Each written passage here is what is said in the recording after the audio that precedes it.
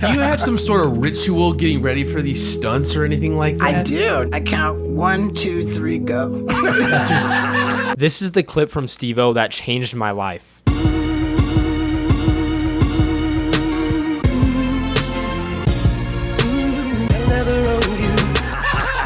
It's funny because I always see Steve-O on podcasts and clips like knocking himself. To pursue a career as a crazy famous stuntman. And there was no precedent at the time. Like everybody who I explained that plan to legitimately felt sorry for me. Like what a tragic loser I seemed to be. And they weren't wrong for the first 3 years. And I have no idea what his actual beliefs are, but for someone that's always played this character, I find it crazy that he said something so simple yet so profound. And I know there's gonna be some people watching this like, how is that profound? He literally just counted down from 3 and said, fuck it. In life, the best lessons are so simple, but we fall victim to actually acting them out for 2 reasons. 1, we're insecure, which I can't fucking help you with. But 2, we're lazy and we believe that we have time. The biggest lie we tell ourselves every day is that we have time, or we think we have time. And we trick ourselves. We trick ourselves every day into thinking we won't die that day, and that stops us from making bigger life decisions. Imagine the stories you would tell if you knew you were going to die today.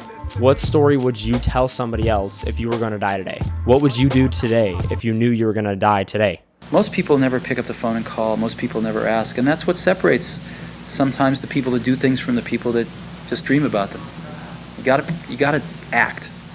And you've got to be willing to fail. You've got to be willing to crash and burn. The best recent example I can give you of when I acted on this in a major way was this most recent October. I had the opportunity to go to Thailand for my faith and focus on God with people from all around the world. But I barely had enough money to buy the plane ticket. And if I did buy the plane ticket, I knew I'd be coming back from the trip and like living off of whatever's in my freezer.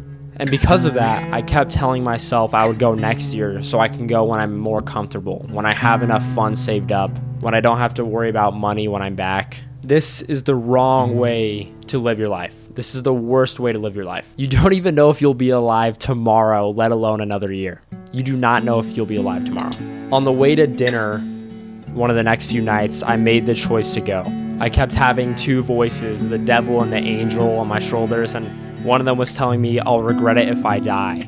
And the other one was telling me I'll regret it if I live. Walking in the building to dinner, I stopped myself right there, and I was sick of having this battle, this internal dialogue. I was sick of it. I was so sick of it. I stopped right there in that random parking lot at 10 p.m. I remember it specifically, and I counted down from 3. 3, 2, 1, and I said, fuck it, I'm going to Thailand.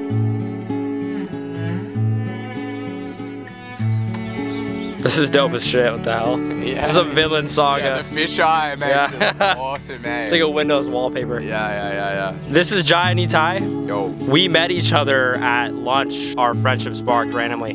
We just met each other here. He's from Australia. Yeah. Yeah, and we talk about the vlogging, you know, we want to communicate what we are doing here at the Vaishnav Festival for like someone who is a non-Vaishnava, you know, because we both came from an atheistic background. So we want to give people like an introductory idea to what we are doing in Vaishnav culture.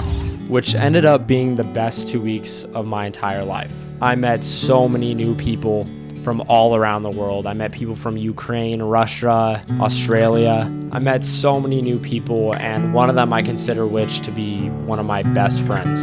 I progressed my knowledge on God and how to grow closer to Him.